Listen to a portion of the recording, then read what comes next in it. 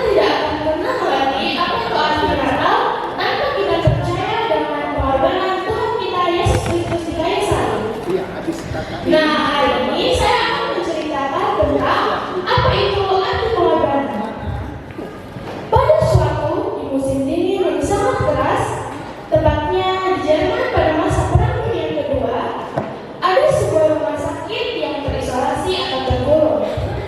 Setiap hari sampai berminggu-minggu, para pesawat terbang melewati rumah sakit ini dan membom pabrik-pabrik yang ada di sana. Kebetulan rumah sakit ini berada di tengah-tengah industri militer, yang dimana dikelilingi oleh pabrik-pabrik yang dibom itu. Akibat isolasi itu, rumah sakit selalu kehabisan bahan makanan dan obat-obatan. Ditambah lagi suasana yang mencekamkan, yaitu dentuman bom dan desinan peluru. Jumlah pasien di rumah sakit itu sangatlah banyak, sehingga rumah sakit sudah kelebihan pasien dan membutuhkan tenaga medis tambahan. Lalu, tanpa diduga-duga, ada seorang perawat yang hilang secara tiba-tiba. Perawat ini terkenal sangatlah disiplin dan berprestasi. Semua rekan-rekannya menghormatinya, apalagi pada saat itu semua rekan-rekannya membutuhkannya karena keadaan yang kritis. Lalu terjadi sesuatu yang mengherankan. Semenjak perawat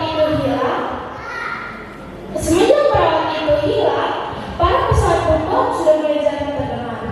Dentuman bom dan desinan peluru juga tidak terdengar lagi.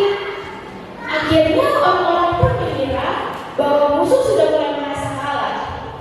Akhirnya rumah sakit pun sudah bisa menerima bahan makanan dan obat-obatan kembali. 3 hari kemudian, petugas cerobong asap berteriak, "Ada orang di atas sana!" Setelah diperiksa, itu adalah perawat yang hilang. Ia mati kedinginan di atas atap itu dan terbentang yang ada di sampingnya spray putih yang berlambangkan cross atau palang merah. Lambang itu terbuat dari cat merah. Pasti kita pikir itu cat tinta kan? Ternyata itu adalah cat darah. Darah siapa? Darah perawat itu. Rupanya perawat itu memgoreskan putih rumah sakit di jari-jari tangannya dan mengumpuli darahnya di kain putih itu sampai membentuk palang merah atau cross. Lalu ia pingsan dan kehabisan darah. Akhirnya dia pun mati. Dia mati dengan posisi terbentang